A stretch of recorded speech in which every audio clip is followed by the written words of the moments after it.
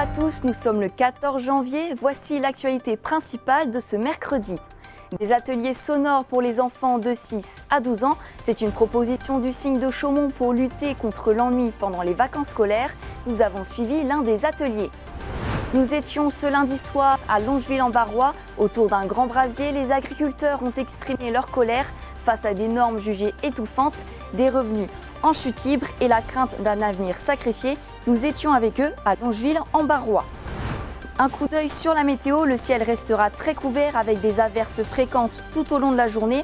Les températures seront relativement douces pour la saison avec des maximales grimpant jusqu'à 11 degrés. Pendant les vacances scolaires, le Cygne de Chaumont mise sur la créativité pour lutter contre l'ennui.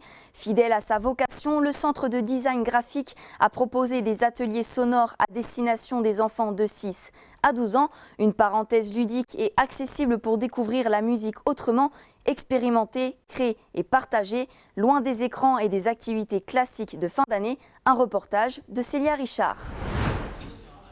Les vacances peuvent parfois être synonymes d'ennui. Pour contrer ce sentiment, le Cygne de Chaumont propose chaque année depuis sa création des ateliers pour les enfants de 6 à 12 ans.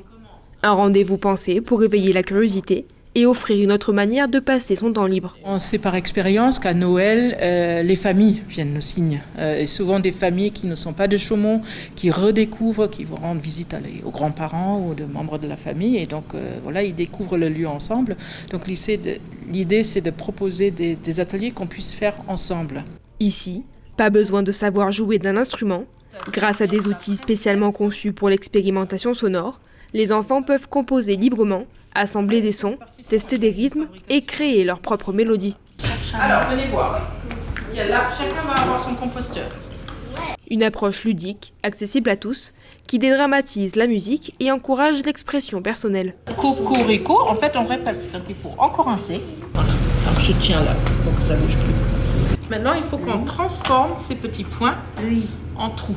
Guidés par Suzanne, les jeunes participants découvrent les bases de la composition, tout en laissant place à l'imagination. C'est une boîte à musique. On va marcher avec ça. Il faut toujours avancer un peu manuellement. Jusqu'à... Ça, c'est le top départ.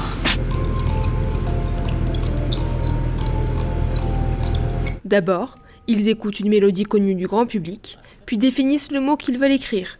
Avec l'alphabet qui correspond à la mélodie, ils placent les lettres dont ils ont besoin sur le composteur, retracent les points correspondants et la magie opère.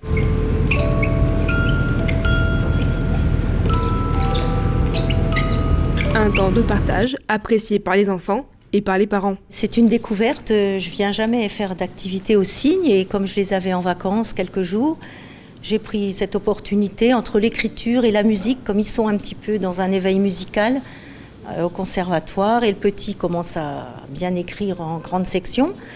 Je me suis dit que ça pouvait être très ludique pour les deux.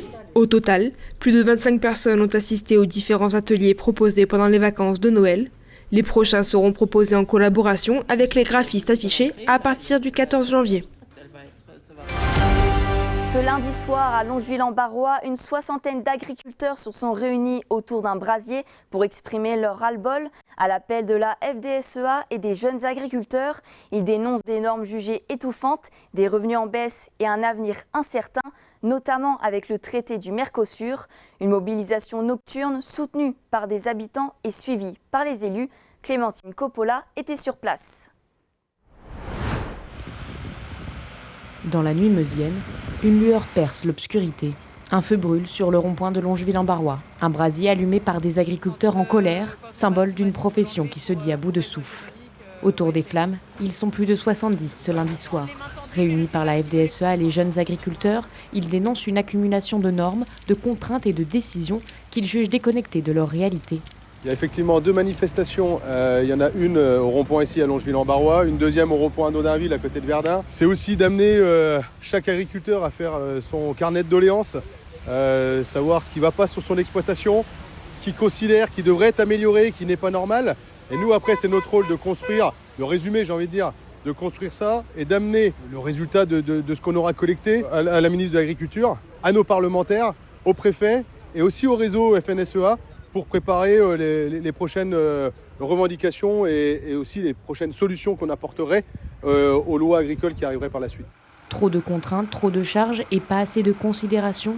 Un même constat revient sans cesse dans toutes les discussions, celui d'un métier exercé par passion et qui ne permet plus toujours de vivre dignement. Les voitures ralentissent, klaxonnent. Ici, pas de blocage. Les agriculteurs veulent surtout expliquer, échanger et rendre visible leur détresse. Et le message semble entendu. Des habitants ont fait le déplacement pour les soutenir. C'est la toute première fois, c'est la première fois que je fais ça. Ouais. On ne va pas cultiver notre avenir avec des accords au rabais. Donc les copains agriculteurs, on va dire le marché court, la consommation, elle est hyper importante de l'avoir à proximité sur notre terrain. Face à cette colère, l'État est présent. Le préfet de la Meuse est venu à la rencontre des manifestants, comme il le fait à chaque mobilisation. Il y a des sujets qui sont le sujet du niveau local, sur lesquels on va travailler ensemble. On en parlait un instant avec le représentant de la FDSEA sur le trimestre. On va travailler beaucoup sur les sujets de l'eau, sur des sujets importants. Et puis il y a tous les sujets nationaux, sur lesquels aussi il est très important qu'on puisse échanger pour qu'il y ait des bonnes compréhensions sur ce qui est fait, sur les attendus, sur ce qui manque. Voilà, donc c'est cet échange-là qui pour moi est essentiel avec l'ensemble de la profession agricole. Les élus ont aussi été interpellés. Parmi eux, le sénateur de la Meuse, venu entendre la détresse du terrain. Mon combat, il est le même depuis mon arrivée au Sénat. C'est de redresser la ferme France, redresser la compétitivité de la ferme France qui s'érode, qui s'affaiblit, qui s'affaisse depuis de nombreuses années.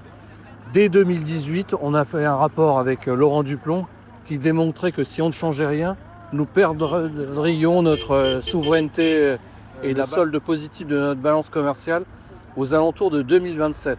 En fait, on a malheureusement 2 ans d'avance, 2025. Pour ces agriculteurs, l'enjeu est vital, pouvoir continuer à produire, vivre de leur travail et transmettre leurs exploitations.